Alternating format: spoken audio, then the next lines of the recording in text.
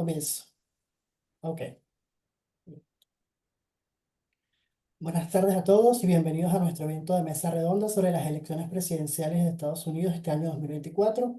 Mi nombre es Yunis Moreno, miembro del programa de voluntariado estudiantil de SEINACEP, y tendré el privilegio de moderar esta actividad. Esta actividad ha sido organizada por el Centro de Investigación de Asuntos Estratégicos Globales SEINACEP, junto con la colaboración de la Red de Estudios Globales Atlas Polaris REGAP. Y hoy tendremos el honor de contar con tres destacados ponentes que nos guiarán en el desarrollo y análisis de esta temática. En primer lugar, tenemos la presencia de la magíster Julie Bastida, politóloga por la Universidad Complutense de Madrid, con maestría en cooperación internacional y experiencia en gestión de proyectos de desarrollo con organizaciones no gubernamentales en Francia y Bolivia. Publicó su tesis sobre el impacto de políticas de aculturación en comunidades indígenas en México y Canadá, y sus líneas de investigación incluyen políticas internacionales y fenómenos antropológicos. Es también miembro de SEINACEP. También tenemos al magíster Daniel López, director académico de la Escuela de Relaciones Internacionales de la Universidad Latina de Costa Rica, quien tiene una maestría de Administración de Proyectos en Cooperación Internacional por la Universidad Nacional de Costa Rica y ha fungido además como representante permanente alterno ante los organismos internacionales en Viena, Austria. Es también miembro de SEINACEP. Y también contamos con la presencia del doctor Eduardo Fernández Luiña, doctor en Ciencias Políticas por la Universidad de Santiago de Compostela y miembro del Instituto Juan de Mariana, donde fue director entre el año 2019 y 2020. Es profesor de la Universidad Francisco Marroquín de Guatemala y decano de la Escuela de Posgrado de la Universidad de Las Esperias. Sus publicaciones abordan la democracia y el análisis de políticas públicas. Bienvenidos a todos. Importante recordar a los ponentes que esta mesa redonda consistirá en un debate con tres preguntas orientadoras dirigidas a cada uno de los ponentes, y los ponentes van a disponer de 5 minutos para responder a cada interrogante. Cuando se alcance el minuto 4 se les avisará vía micrófono para que puedan culminar su idea. Al público les recordamos mantener los micrófonos apagados, y al finalizar el chat podrán preguntar al finalizar las intervenciones de los ponentes podrán preguntar por medio del chat algún interrogante que así tengan, y los ponentes tendrán la oportunidad de responder, quien desee, en un máximo de 2 minutos. Esta actividad girará en torno a tres ejes principales. El primero de ellos es la propuesta de los candidatos, el impacto del ganador y las repercusiones internacionales de las elecciones. Para comenzar, me gustaría consultar a nuestros ponentes cuáles son las principales propuestas de cada candidato y cómo estas podrían influir en su base electoral, así como los estados pendulares y, en última instancia, en las posibilidades de ganar la presidencia entre uno y otro candidato. Si quiere comenzar la magíster Julie, adelante. Es un problema. Pues primero cabe destacar que esta elección tiene mucha incertidumbre por varios temas. Primero por el tipo de sufragio a que nos enfrentamos en Estados Unidos. Este sufragio que sea universal indirecto complica un poco las expectativas y básicamente las eh, preguntas que tenemos en cuanto a quién va a ganar, ¿no? Estas elecciones también tienen muchas incertidumbres en cuanto al electorado. Hemos visto que no se trata al final de los electorados republicanos o demócratas, sino más bien que han cambiado muchas personas han cambiado de voto, dicen que van a cambiar de voto durante estas elecciones. Para recordarles un poco, pues el voto republicano ahora no es tan cerrado como antes, el voto demócrata ahora no es tan cerrado como antes, y vemos a Donald Trump, por ejemplo, atraer a votantes demócratas claramente gracias a su proyecto, ¿no? Por ejemplo, cuando él dice que quiere unas medidas un poco más proteccionistas, enfocadas más en el libre intercambio dentro de Estados Unidos, pues puede atraer un cierto tipo de persona. Cuando se presenta también al lado de Elon Musk, ¿no? Que representa un poco el American Dream, pues atrae también a ciertos tipos de votantes. Hemos visto que una parte del electorado latinoamericano y afrodescendiente en Estados Unidos están cada vez más yendo a votar para Donald Trump.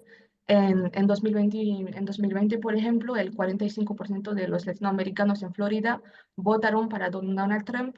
Así que vemos que este electorado que históricamente era más enfocado en votar demócratamente, sí, demócratas, cada vez más se está yendo hacia votos para Donald Trump. Igualmente vemos ahora en la campaña de Kamala Harris que está enfocando un poco más su voto, sí, sus ideas, ¿no? Hacia atraer republicanos un poco más moderados. Hemos visto que se mostró en unos meetings con Liz Cheney, la hija de Dick Cheney, el vicepresidente de George Bush, ¿no? Así que ella tiene como objetivo también atraer a estos votantes republicanos, pero más moderados.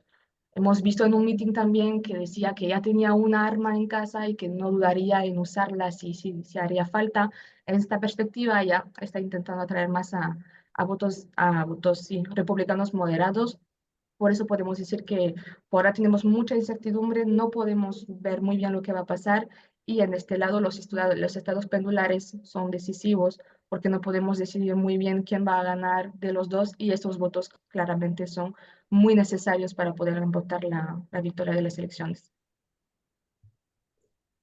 Vale, muchísimas gracias, profesor Daniel. Sus consideraciones al respecto. ¿Difiere en algo? ¿Tiene alguna opinión? Bueno, muchísimas gracias. Saludos desde Costa Rica a los profesores y a quienes están conectados. Gracias por el espacio que nos dan para tratar estos temas. Iniciando con la interrogante que me plantea Yunis, de si estoy de acuerdo, estoy muy de acuerdo con la profesora Julie. Sin lugar a dudas, se han presentado una serie de tendencias a la hora de manifestar votos de una serie de grupos en los Estados Unidos. Siempre ha tendido a ser una... Elle vient de finir son intervention, là. Ah bon? Elle est là, Oui, en haut, je là. vois. Tu la vois? Oui. Ah. Perdón, perdón ya. Cosas que pasan en la virtualidad, que se han manifestado en este proceso electoral, una que ha sido ya casi que una tendencia o una costumbre en el electorado latino de los Estados Unidos, es que como son latinos, muchos que han sido migrantes, que han adquirido nacionalidades o han naturalizado o se han naturalizado, tienden a ser más de corte conservador en materia migratoria. A ellos les ha costado, las posiciones generalmente es esa, nos ha costado, hemos tenido que seguir todo un proceso, una burocracia para que se vengan a regalar estancias o residencias a personas que vienen de forma irregular. Lo que ha marcado aquí, y creo que hay que rescatar mucho en esta campaña, es la evidencia de que ni países grandes o países pequeños, ni en países desarrollados y en países con menos nivel de desenvolvimiento económico, están exentos de esa repolarización que se ha estado dando en la opinión pública en todos los escenarios y en todos los países. Y Estados Unidos en estos momentos está prácticamente en esa discusión polarizada de un progresismo muy claro de los demócratas y un conservadurismo siempre tendiente al libre mercado de los republicanos, pero que ha llevado a esas discusiones engorrosas y que a veces exaltan las pasiones del pueblo estadounidense. Pareciese que los temas que más se mueven en esta campaña son los temas económicos, en el que se tiene una visión, al menos, de la candidata del Partido Demócrata, una visión de que Estados Unidos vuelva a ser el país de las oportunidades, no solamente para quienes viven ahí, sino para quienes quieran, bajo la línea de la legalidad, formar parte de esa sociedad. Eh, Evidentemente, toda la escuela económica y social de Hamilton revive con los demócratas en este periodo. ¿En qué sentido? Es mejor un inmigrante que venga, se regularice y empiece a pagar impuestos que falta de mano de obra o falta de potencial. Esa es la posición al menos demócrata. La de Donald Trump es un enfoque más centrado en en la potenciación de las empresas como generadores de el sustento, las generadoras del trabajo, las generadoras de calidad de vida. Entonces, aquí se ve la polarización en donde ¿a qué le damos prioridad? ¿A la regularización de las personas para la productividad o bien a la potenciación de las empresas? Cuando potenciamos evidentemente uno u otro, vamos a estar teniendo un foco diferente para este tema. Entonces, evidentemente, vamos a ver que niveles empresariales, altos jerarcas, CEOs, van a tender a tener Vamos, una pariente, le queda un inclinación, minuto. gracias al republicanismo, que al democratismo. Y así podríamos hablar con la inmigración, que es el tema álgido que ha sido tocado también en este proceso electoral, en el que Kamala Harris habla de esa reforma integral del sistema migratorio, mientras que Donald Trump habla de endurecer las políticas migratorias. Creo que lo que más adelante podemos desarrollar es cómo esto va a afectar directamente las economías latinoamericanas, hispanoamericanas, ¿verdad? Muchas gracias. Profesor Eduardo, opiniones, comentarios al respecto. Muy bien, no, muy interesante todo lo que se ha puesto sobre la mesa. En primer lugar, pues agradecer a Ceinasec, ¿no? Por la invitación. Además, estar acompañado de miembros en la mesa, pues es un verdadero placer y un gusto hablar sobre este tema, que definitivamente es un tema importante, no solo para el estadounidense promedio, sino para el mundo, ¿no? En cuanto a las áreas, creo que se han tocado las principales y bueno, si analizamos la estructura discursiva de Kamala Harris, yo creo que son cuatro las grandes áreas de actuación, ¿no? Economía, con un discurso muy claro: aumentar los impuestos a corporaciones e individuos con ingresos superiores a $400.000 anuales, lo cual es poquísimo en un país como Estados Unidos. O sea, va a tener un golpe sobre la clase media alta importante esta medida. Luego salud, que es una discusión eterna en el mundo estadounidense, ¿no? Entre comillas, el país más rico del planeta y con 30 a 40 millones de personas fuera del sistema de salud. Kamala está construyendo un discurso con objeto de expandir el acceso a la atención médica mediante esa ley que, bueno, ya fue aprobada, que es la Ley de Cuidado de Salud a Bajo Precio, el Obamacare. eh, pues ir más allá de eso, ¿no? Otro tema se ha puesto aquí ya sobre la mesa, lo han tocado ambos profesores y sobre todo el profesor López Zúñiga, que ha incidido mucho: la cuestión migratoria, evidentemente, para Kamala es fundamental. Diseñar un camino hacia la ciudadanía para los inmigrantes indocumentados. Y luego hay cuestiones ecologistas o de cambio climático que implican inversiones importantes en energías renovables, con objeto de diseñar política pública para reducir emisiones de carbono, ¿no? Yo creo que son los temas del Partido Demócrata en la actualidad. Y por el contrario, Donald Trump, pues al final toca algunas de estas cuestiones: economía definitivamente, con una narrativa opuesta totalmente. La narrativa es de recorte de impuestos y de desregulación, pero bueno, ahí hay una especie de falso liberalismo, porque luego en política exterior pues todos sabemos que va a fomentar, ya lo ha hecho, el proteccionismo económico y la guerra comercial. Inmigración, que es el gran tema de disputa, efectivamente, una política más estricta en ese campo. Y sin embargo, luego, a diferencia de hablar de salud o a diferencia de hablar de ecologismo, Donald Trump le da bastante importancia a seguridad nacional, más gasto en defensa, políticas públicas más duras contra el crimen organizado, por ejemplo, y también política exterior, ¿no? Con una narrativa pues completamente distinta a lo que ha sido la política exterior estadounidense durante la segunda mitad del siglo XX y estas primeras décadas del siglo XXI, de América primero, priorizar los intereses nacionales, renegociar acuerdos comerciales que obviamente considera son desfavorables para Estados Unidos, etcétera, ¿no? Y en definitiva, con esta oferta, pues Kamala pues apela al voto progresista en general. eh, Imagino que desea aprovechar las ventanas de oportunidad en esos estados péndulos, swing states, Arizona, Georgia, Nevada, que pueden ganar.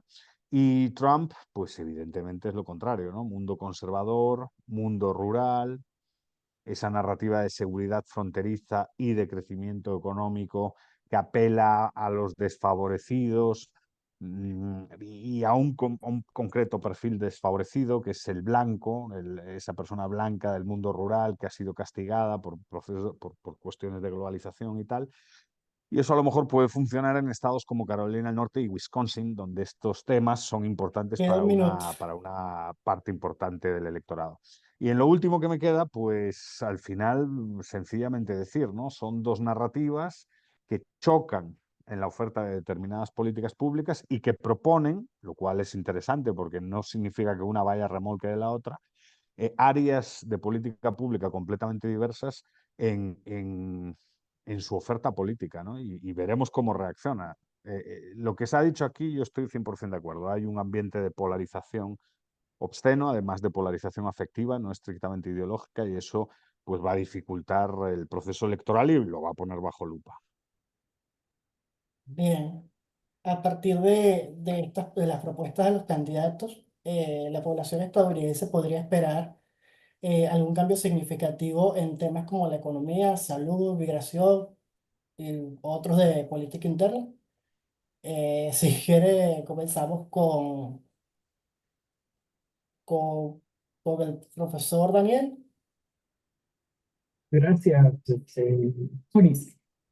Bueno, em, siempre viene aquí a ponerse también sobre la mesa el detalle de que al venir del Partido Demócrata una candidata ungida del gobierno en turno y un candidato que fue el que precisamente perdió las elecciones anteriores con el gobierno en turno, que es el que está ungiendo a esta candidata demócrata, se pone muy interesante y casi que se vuelve casi que como un seguimiento de rally de gano de votos, y se ha notado mucho en la forma de hacer comunicación política de ambos candidatos. Estos rallies que se pueden apreciar y que son comunes en los procesos electorales estadounidenses, o las giras que hacen los candidatos antes de los procesos electorales para ir captando votos, se ha notado tal vez esta vez de una manera más clara, más incluso llamativa para los estadounidenses y para la comunidad internacional, que estamos viendo los noticiarios desde fuera de los Estados Unidos. En este caso, en el ámbito económico, podríamos ver que Kamala Harris daría continuidad a algunas políticas que ya se han ido implementando desde el gobierno de Biden, pero no dudo que vengan también otras políticas que se deseen potenciar o mejorar, como son las viviendas accesibles, las guarderías para generar empleos y a la vez para permitir a las mujeres jefas de hogar tener posibilidad de tener trabajos tiempo completo, sabiendo que los hijos pueden estar atendidos. Aumentar los salarios, ha sido muy enfática Kamala Harris, mientras que Donald Trump, vuelvo con el tema, quiere recortes de impuestos para las empresas, la desregulación de fomentar el crecimiento económico, reducir impuestos y eliminar regulaciones que obstaculizan la actividad empresarial. Yo creo que ha sido también una tendencia de otros gobiernos, como decía el profesor, liberales al menos en la promoción del comercio y los negocios, pero que se tiene ese proteccionismo hacia afuera. Liberalismo interno, pero un alto proteccionismo hacia afuera. Y eso es algo que puede poner muy en jaque las economías latinoamericanas en cuanto al tema de la promoción comercial o el comercio exterior con Estados Unidos, con una Kamala Harris que está promoviendo el nearshoring, ¿verdad? En especial en las políticas de Biden, con la ley que se firmó, en la que promueve que extractoras, ensambladoras de semiconductores pasen a México, Panamá, Costa Rica principalmente, para tener cerca la cadena de valor y la cadena de producción de este tema. Y por el contrario, Donald Trump, que lo que quiere es el backshoring, es decir, que vuelvan todas las producciones, todos los ensamblajes que están en otros países a Estados Unidos, imponiendo algunas sanciones a esas empresas que se mantengan con laboratorios o con ensambladoras fuera de los Estados Unidos. Entonces, por ahí pueden venir ciertos debates directamente sobre esas políticas. Kamala Harris promovería esa cadena de valor, esa cadena de producción, incluyendo a países vecinos, mientras que Donald Trump es primero Estados Unidos. Esa es la imagen. Evidentemente van a ver quiénes lo van a apoyar en esta política, porque creen que el desarrollo o el desenvolvimiento económico de un país puede estar solo en sus hombros y no en el de las relaciones comerciales, de negocios o las propias relaciones internacionales. En inmigración, la misma Kamala Harris lo ha dicho, Un minuto, tenemos, profesor.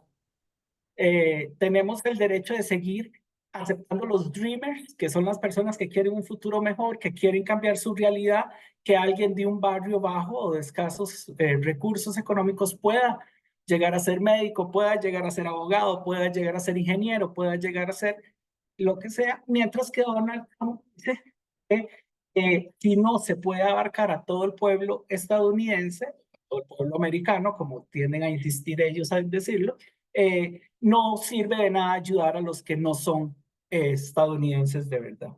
Como ya el profesor había mencionado, el tema de la salud, el tema ambiental, los demócratas proponen transición rápida a energías limpias, mientras que Donald Trump dice, o los republicanos siguen en una gran parte diciendo que el cambio climático y los problemas ambientales son un mito creado por el socialismo en la actualidad. Vale, muchas gracias. Profesora Julie. Pues nada, lo que dijo el profesor Daniel está muy interesante y comparto mucho lo que dijeron mis compañeros.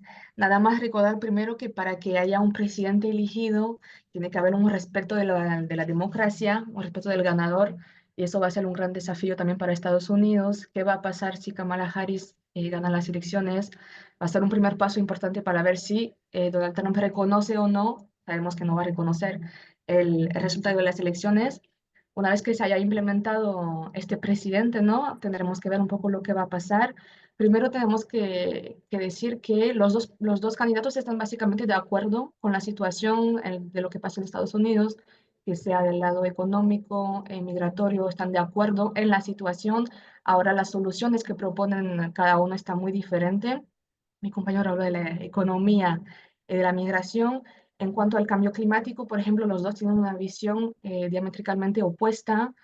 Kamala Harris apuesta para una economía un poco más verde, que puede ser también una propuesta interesante para algunos estados en el norte de Estados Unidos, sobre todo como Michigan, que están implementando un poco industrias verdes. Ella apuesta sobre eso, sobre crear impuestos un poco más verdes en este ámbito. Al contrario, Donald Trump le rechaza totalmente eso, habla del cambio climático como una broma, ¿no?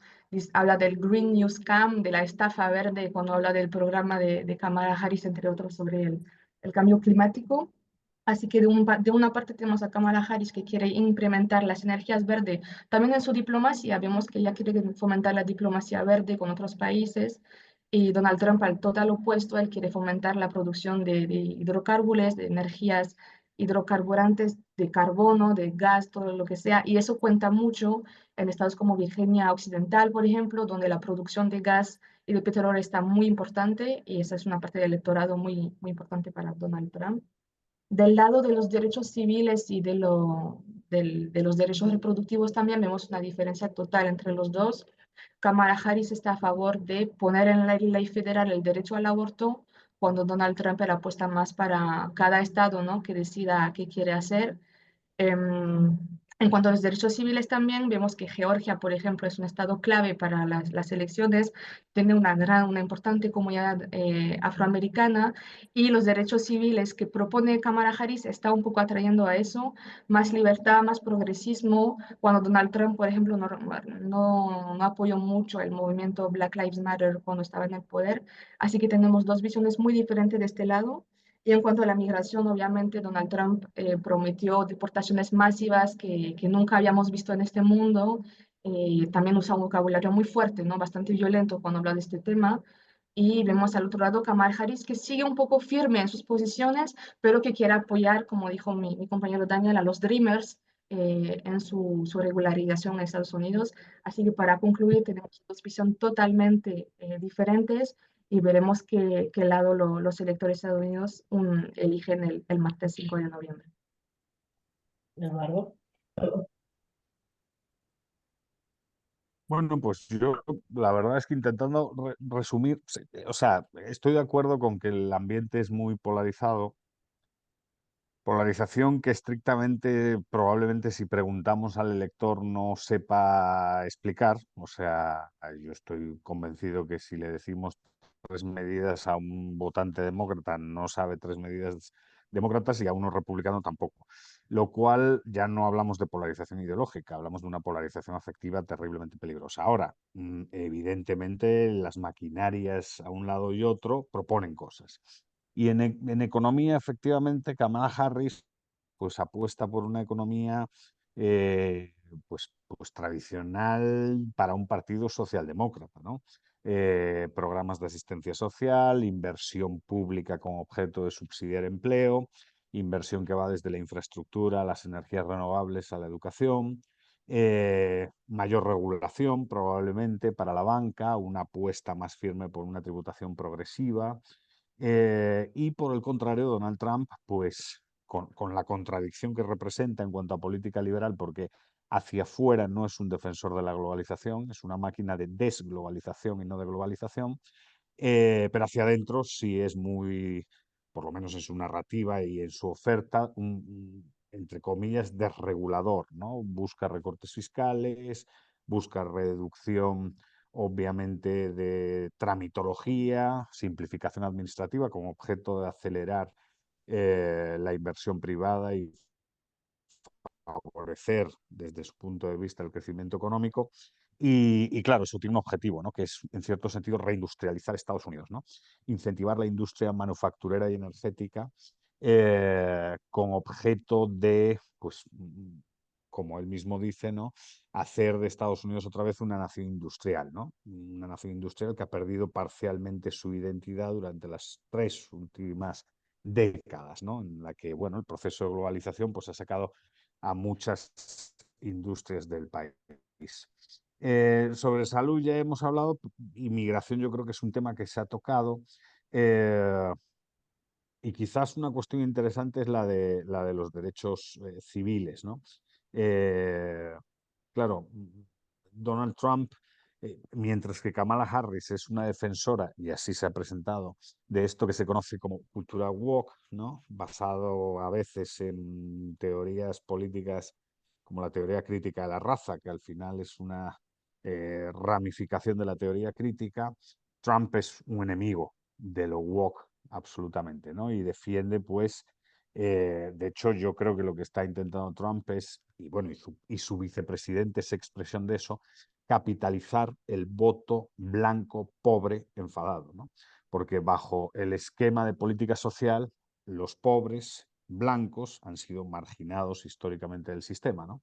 Y J.D. Vance, el vicepresidente, pues es un buen ejemplo de eso, ¿no? Si vemos la obra, ¿no? Que a mí me impresionó mucho en su momento, su libro, y luego la película de Netflix, que parece mentira que Netflix haya publicado esa película, Hillbilly, pues un poco lo que se ve en ese entorno, que es un entorno, hay que decirlo, si es que fue así, como lo dice en el libro, muy decadente. O sea, estamos hablando de familias completamente desestructuradas, con adicciones a la droga, completamente marginadas por el Medicare, sin un acceso a cuota por ser blancos. Entonces, claro, ese enfado de esa población, pues lo está capitalizando Donald Trump y parece en las encuestas que no le está yendo nada mal, ¿no?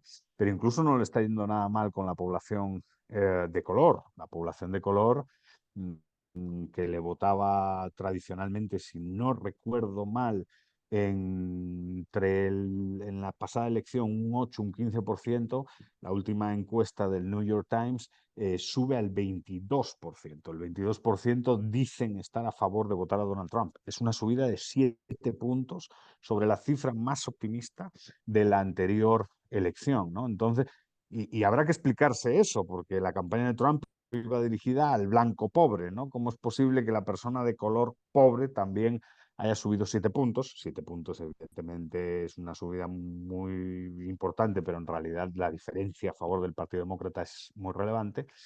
Es una batalla de narrativas, es una batalla de identidades y, en definitiva, es una batalla eh, que curiosa y contraintuitivamente no creo que sea estrictamente ideológica, es afectiva, ¿no?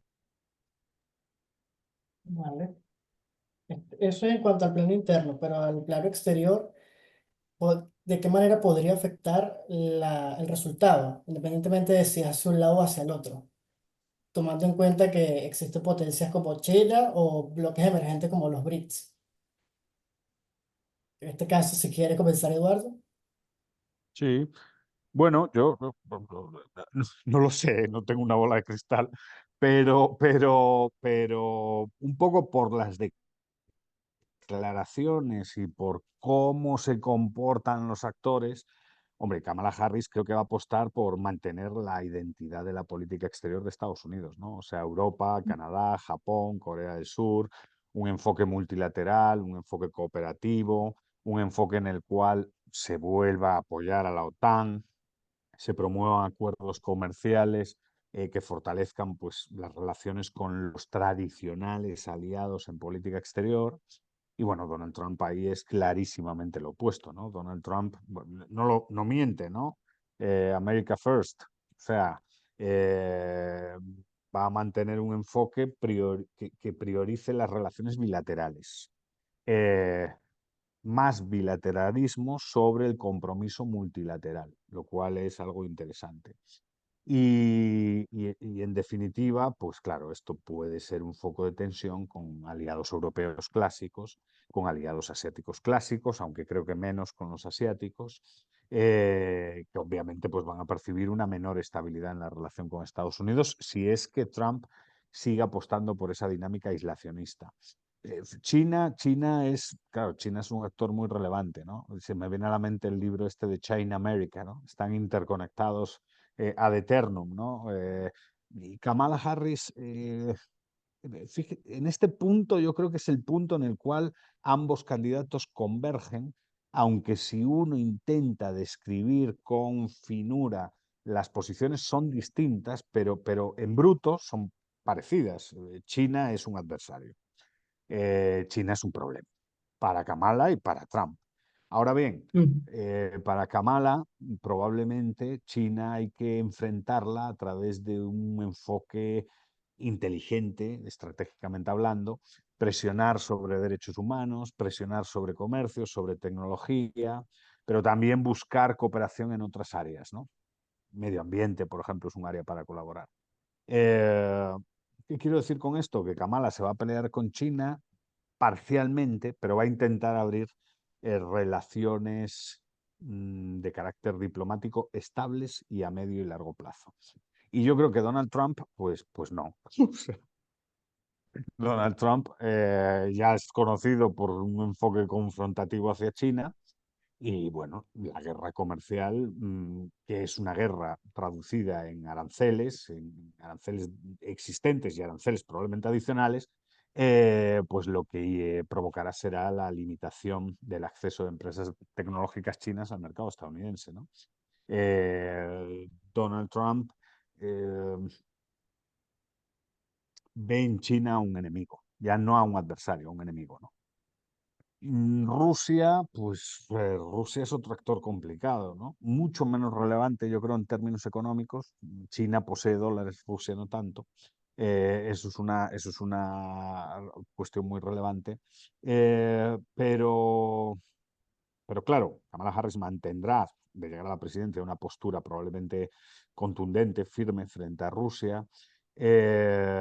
Probablemente seguirán las sanciones, seguirá la presión de la OTAN para contrarrestar esa influencia rusa en el territorio europeo y probablemente el apoyo a Ucrania subirá. Donald Trump, pues creo que es evidente que no se va a comportar de esa manera, ¿no? Lo ha dicho en rueda de prensa con Zelensky, o sea, tampoco es una cosa, no ha mentido, eso está bastante claro. Las relaciones con Rusia, para Donald Trump, habrá que investigar si tiene esas conexiones con el Kremlin o no, que eso es presunto, son presunciones, Un minuto. pero un minuto, pero la cuestión es que Donald Trump sí puede reducir el apoyo militar a Ucrania, ¿no? Y con los BRICS, y en estos 30 segundos, Kamala Harris seguro que los ve como un bloque, pero probablemente Donald Trump no los verá como un bloque, porque en su manera bilateral de funcionar, la idea es fragmentar a los BRICS y no darles importancia como bloque. Entonces negociará probablemente con India y con Brasil y al resto pues los dejará, ¿no? Ahí lo dejo. ¿Verdad, Julie? Y pues en cuanto a China, comparto la opinión de Eduardo.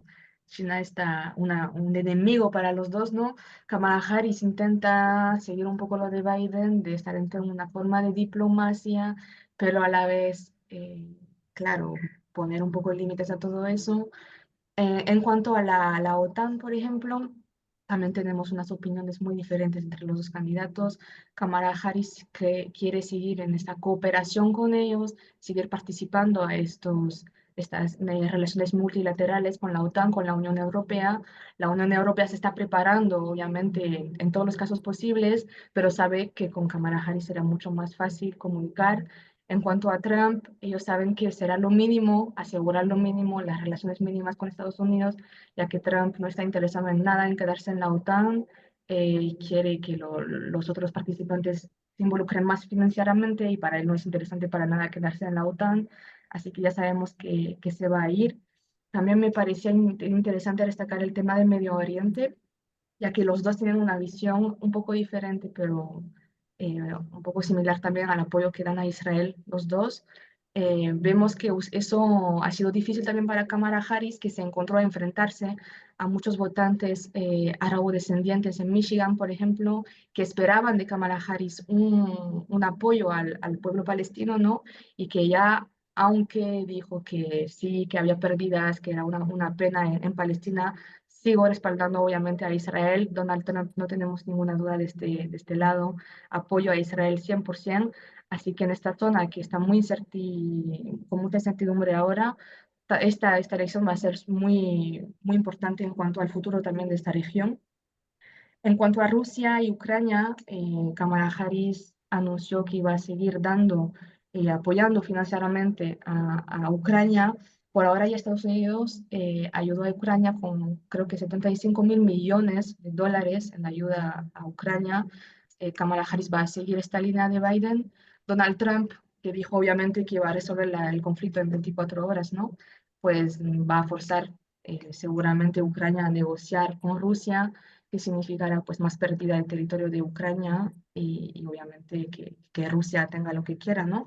Estoy de acuerdo con Eduardo, creo que Rusia no es de un interés muy grande para Trump económicamente, está más enfocado en China ahora y nada, ya veremos lo que va a pasar. Como dijo Eduardo, no tenemos bola de cristal, pero en cualquier caso las elecciones tendrán unas repercusiones enormes en el mundo global ahora.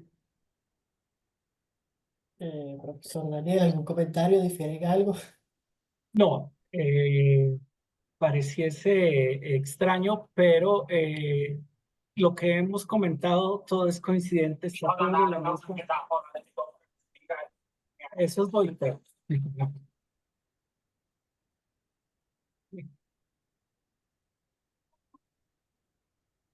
¿Quién? Ha sido muy lo que está sucediendo. Si tuviésemos que sintetizar lo que hemos comentado la profesora Julie, el profesor Eduardo y mi persona, casi que en materia de política exterior y con los grupos como la OTAN, con China, con Rusia y con los BRICS, casi que podríamos decir que Kamala Harris tiene sobre sus hombros los principios del Smart Power que muy bien diseñaron las propuestas de una secretaria de Estado, Hillary Clinton, en su momento con Barack Obama como presidente, en el que tanta fuerza como el entorno y los intereses de Estados Unidos lo requieran y tanta negociación como los intereses de Estados Unidos lo requieran, siempre con esa capacidad de generar algunas acciones acciones directas, evidentes, pero que no cierren puertas, que es muy de diplomacia.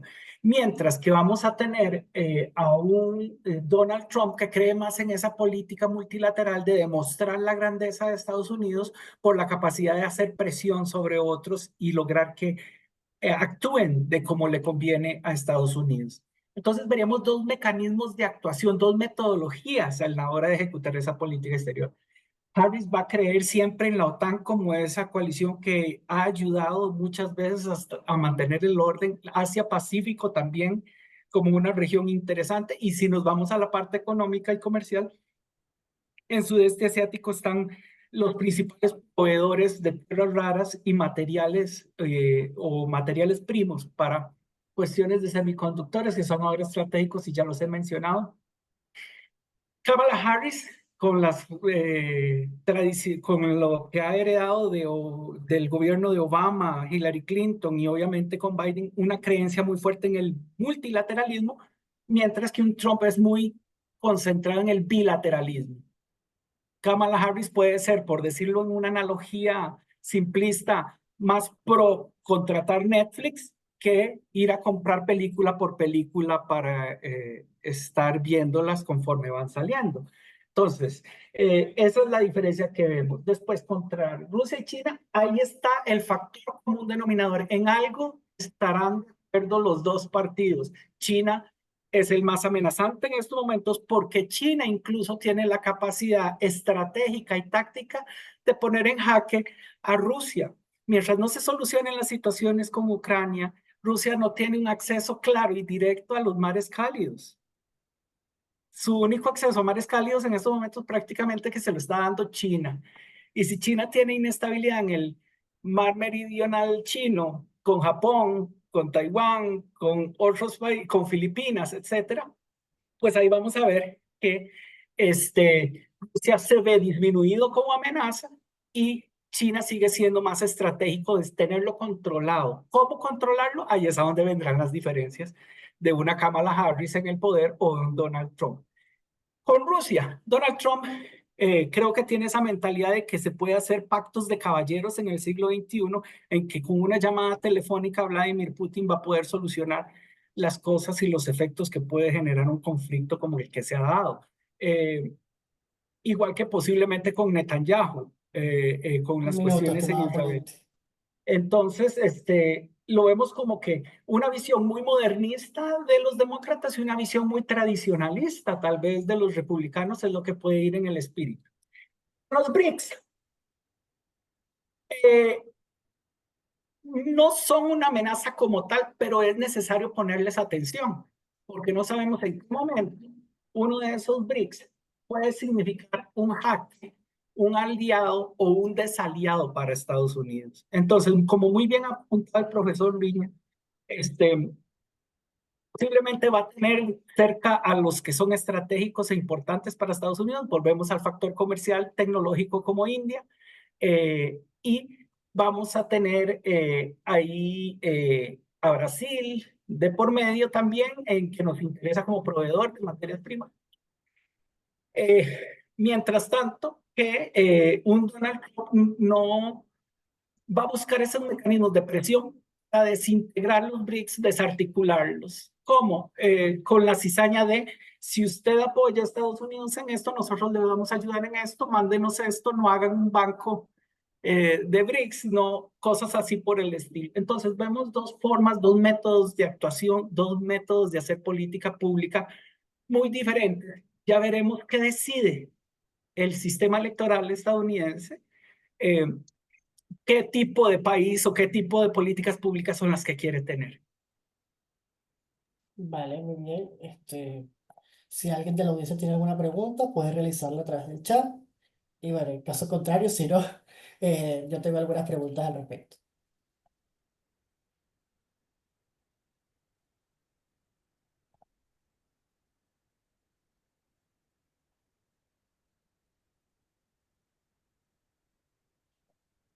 Bien, bueno, parece que no. Este, ¿Cómo se ve en el caso de que gane un candidato u otro? El tema de la reacción, digamos, en cuanto a qué electo uno u otro. Es decir, ¿qué reacción puede haber? ¿Puede haber algo similar a lo que ocurrió en 2020? ¿O por el contrario puede haber algo más tranquilo en función del sistema electoral? Quien desee puede contestar. Si gusta, yo puedo apoyar ahí. Creo que ahí, como quien dice, los tres escenarios posibles. El primerísimo, que creo que es el que en estos momentos estamos teniendo, es que suceda lo que ha sucedido en otras ocasiones, que un candidato gane voto popular, pero no gane el colegio electoral, lo cual va a llevar a ese sinsabor general del pueblo estadounidense, ¿verdad? De que el pueblo tiene una voluntad, pero que por el mecanismo del colegio electoral se tiene otro resultado. Entonces ahí el gran decepcionado va a ser el pueblo, por decirlo de esa manera, con quien sea que termine electo si se da en esas circunstancias. La otra circunstancia que me la temo, espero que sea una mala corazonada de mi parte, resultados muy ajustados que lleve a una serie de contiendas judiciales en diferentes estados, condados, etcétera, y va a alargar y a postergar mucho la declaración de un nuevo presidente en los Estados Unidos. Eso va a llevar al descontento de unos u otros y posiblemente eso sí nos va a llevar a manifestaciones públicas y posiblemente sí nos va a llevar a debates sociales como los que vimos un poco cuando se atrasó la declaración de Joe Biden por las denuncias que hubo, etcétera, y que la gente en la calle salían con banderas y se gritaban de un lado de la calle a otro, y cuando se determinó que Joe Biden era el nuevo presidente de los Estados Unidos en su momento, la gente salió a la calle, que parecía más un país latinoamericano con ese estilo de triunfalismo que se da con los procesos electorales, por las pasiones que se tienden a desarrollar, esa sensibilidad como lo acuñaba el profesor y Julie en algún momento, la profesora Julie. Entonces, creo que, y el tercer escenario es una contundente triunfo de voto popular y colegio electoral, y que ahí no habría nada que pelear, ahí no habría nada que cuestionar. Pero yo creo que lastimosamente vamos encaminados al segundo, muy estrecho, y ahí los únicos que van a tener que demostrar talante y solidez son las instituciones estadounidenses, porque son las que van a terminar siendo las más atacadas y será un cierre muy ajustado y un desconocimiento de las partes de los resultados. Bien, pero de cara más allá del resultado, hacia la toma de posesión, ¿qué reacciones puede generar? No sé si Eduardo Eh, tiene algún comentario al respecto a adicionar lo que ya ha dicho el profesor Dalier. Nada Vale, más para bro. completar un poco, Vale. hemos visto en 2020 que Donald Trump parecía que no estaba preparado a contestar con herramientas legales y judiciales, ¿no? Hace 4 años que lo está esperando, hace 4 años que se está preparando, que tiene un equipo de abogados dispuesto a contestar los votos. Del lado de los demócratas, supongo que también se están preparando a asumir esta batalla judicial. Así que de ambos lados, estoy de acuerdo también con Daniel, creo que la segunda opción es la más probable, que se crea una batalla judicial que dure meses y meses y que se demora un poco el proceso de llamar al presidente, ¿no? Así que creo que de este lado tendrán que ver un poco las instituciones cómo van a arreglar este problema, cómo van a poder ser tan sólidas como para enfrentarse a equipos de abogados de ambas partes, y eso será también un gran desafío para Estados Unidos a este fin de año. Eduardo, ¿algún comentario? No, no, o sea, yo estoy bastante de acuerdo con lo que se ha dicho. Yo soy muy pesimista, o sea, pero esto es una cosa mía, esto no es, o sea, yo soy pesimista, o sea, la democracia estadounidense, que es la más longeva del planeta como democracia liberal, está en una crisis a día de hoy relevante. Vamos a ver, Donald Trump alentó a un tipo con un penacho para que invadiese el Capitolio. Claro, eso está mal. Pero es que al mismo tiempo Donald Trump ha sufrido 3 intentos de asesinato, 3 en la campaña, y nadie ha dicho nada. Está normalizado que a lo mejor hay que matar a Donald Trump, ¿no? Y eso te indica una señal de una fractura social muy potente. O sea, la democracia estadounidense y el sistema electoral estadounidense era un mecanismo centrípeto, acercaba al centro a los candidatos y a las políticas. Y si uno ve cómo funciona durante la década de los 70, 80, 90, Independientemente de gobiernos republicanos o demócratas, el sistema viaja al centro, modera posiciones. Y a día de hoy la tensión que se observa es centrífuga. Y eso es una bomba de relojería, sobre todo si, como ha señalado el profesor López Zúñiga, pues el resultado es ajustado. Con resultados ajustados y con dudas sobre la legitimidad del resultado, en un entorno polarizado, pues es como si pones una cerilla en una gasolinera. Es que puede explotar absolutamente todo y eso es un problema gravísimo que esperemos se evite eh, si las élites, el resto de élites, porque yo soy muy crítico también con los candidatos. Los candidatos en esta elección, no voy a hablar, no voy a hablar de los candidatos, pero no son precisamente ejemplo de virtud ni ejemplo de capacidad y competencia. Pero bueno, eso también habla de la degeneración del sistema, desde mi punto de vista. Vale, muy bien. Bueno, agradecer nuevamente a los ponentes por compartir sus análisis y brindarnos un espacio de, de reflexión sobre esta temática tan importante, que bueno, cada vez se discute menos a mi parecer y siempre es importante abordarlo por las implicaciones que tiene, tanto desde lo político, lo electoral y bueno, principalmente al interior del sistema. La invitación, como siempre, es a permanecer conectado a través de las plataformas digitales y bueno, a seguir a CEP en sus redes sociales y a REGAP. Y bueno, a permanecer atentos a las próximas actividades del centro. Para mí ha sido un honor estar en esta actividad junto a ustedes y esperando verlos en una próxima oportunidad. Muchísimas gracias. Muchas Muchas gracias, gracias por la Yunis. Muchas gracias, invitación. Daniel. Un gusto.